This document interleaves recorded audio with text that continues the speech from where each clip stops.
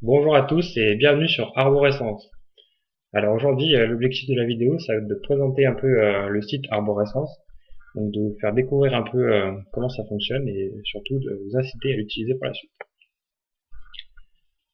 Alors on va commencer par le commencement.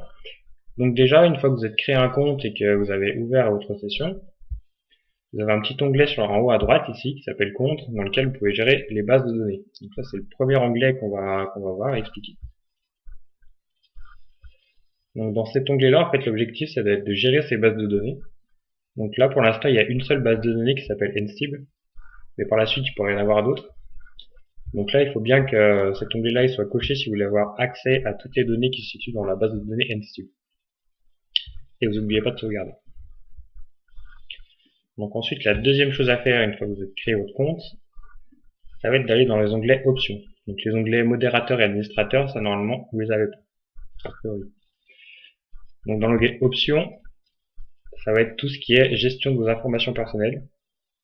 Donc nom, prénom et surtout le nom d'utilisateur et votre mot de passe. Donc si vous voulez en changer, c'est ici que ça se passe. Bon, après pour ce qui est des points un peu plus techniques, donc on va s'intéresser à l'ajout de liens, donc qui est l'objectif principal du site. Donc là, dans cet onglet ajout de liens, c'est l'onglet qui va servir à ajouter vos liens et à partager du coup tous vos fichiers. Donc là, la marche à suivre dans cet onglet-là, ça va être du coup d'apporter un lien de téléchargement ou un lien de partage. Donc là, ce qu'on vous demande du coup, c'est un lien Google Drive partageable. Donc que ce soit Google Drive ou autre chose, c'est du moment que c'est un cloud avec un lien partageable, ça fonctionne. Donc là, on va voir comment ça fonctionne. Donc par exemple, j'ai sélectionné un fichier. Donc ce fichier-là, qui est issu de Sciences et Avenir et qui s'appelle La forêt perd toujours du terrain. Donc en gros, il parle de la forêt et puis de l'évolution de la déforestation dans le monde. Donc si on veut le partager, on fait un clic droit. Et là, il y a une petite ligne qui s'appelle Obtenir le lien partageable. Donc vous cliquez dessus. Vous faites un petit copier-coller classique. Donc on copie le lien. On va le coller là où il faut. Et on donne une petite description. Donc là, comme j'ai dit, ça parle de la forêt, de la déforestation. Donc là, on va être classique. Pardon.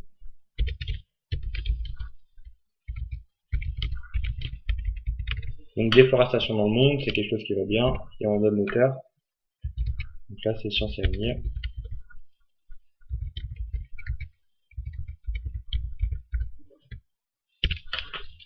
Et la date, par exemple, on peut la mettre aussi. Ensuite, donc quel type de fichier s'agit? Ici, c'est un fichier Word document texte, mais vous avez plein de choix possibles. Donc vous faites votre choix en fonction de votre document. Et une chose à ne pas oublier, c'est la place de ce document dans l'arbre. Donc là, sur votre gauche, là, il y a un arbre. Donc qui va répertorier en fait le chemin de votre document.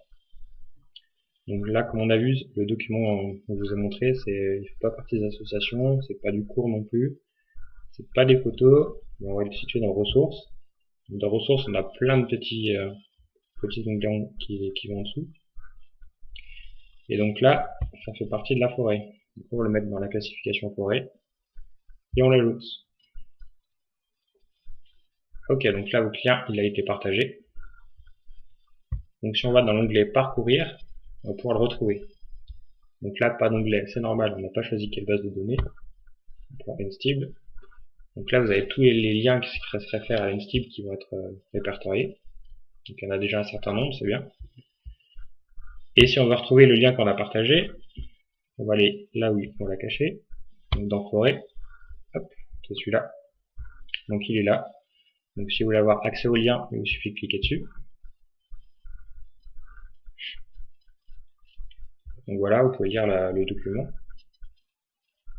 Une fois que vous avez refermé la page, vous donnez une note à ce lien-là. Donc s'il a été utile, et s'il n'a pas été utile, ça ne sert à rien. Donc là, on va dire que c'est niveau 4 étoiles. Et donc ça lui donne un rang. Et ce rang-là va être effectué à partir de la moyenne de toutes les notes des personnes qui auront vu le lien. Donc pour savoir si le lien est utile, s'il n'est pas utile. Et du coup, plus un lien aurait été vu et plus un lien aurait une de bonnes notes, et plus il sera en tête de liste des documents. Donc là, pour l'instant, il n'est pas approuvé, du coup, c'est pour ça qu'il y a une petite croix verte, rouge plutôt. Donc voilà où est votre lien. Ensuite, si vous voulez faire des petites recherches un peu plus poussées,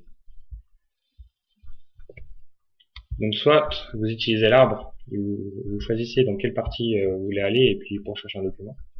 Donc dans les cours par exemple, ingénieur, première année, du coup il y aura tous les cours qui seraient faire ingénieur première année qui vont être déployés. Soit vous faites une recherche par filtre, donc quel type de document vous voulez, donc un PPT, un PDF, une image. Si on regarde les images, on va voir, il n'y a que les images qui apparaissent, donc le type image. Soit vous voulez une classification par un nombre de rangs, donc le nombre d'étoiles. Si vous voulez que des documents qui sont 5 étoiles par exemple, vous faites le choix de 5 étoiles, etc. Et ensuite, si vous voulez voir uniquement les liens qui ont été approuvés, donc vous cliquez là-dessus. Et si vous voulez voir uniquement vos liens, donc ceux que vous avez partagés, vous cliquez ici. Et donc là, dans les liens que vous avez partagés, vous avez un petit onglet sur la gauche là, donc une petite icône orange, à partir duquel vous pouvez modifier les informations de votre lien partagé. Donc là, si on va dessus, donc on retombe sur le document, et vous pouvez modifier la description, modifier également son emplacement dans l'arbre si vous vous êtes rendu compte que vous l'avez pas mis au bon endroit, et modifier la description si vous vous êtes rendu compte qu'elle n'était pas assez précise et qu'il y a des choses à rajouter. Donc après, vous n'oubliez pas de sauvegarder pour modifier ces informations-là. Et vous pouvez également le supprimer. Donc le supprimer pour plusieurs raisons. Donc par exemple, si votre lien il est obsolète, c'est-à-dire s'il n'a plus lieu d'être, ou si vous vous êtes rendu compte que finalement il n'avait aucun intérêt d'être partagé sur une autre cible et du coup vous l'enlevez.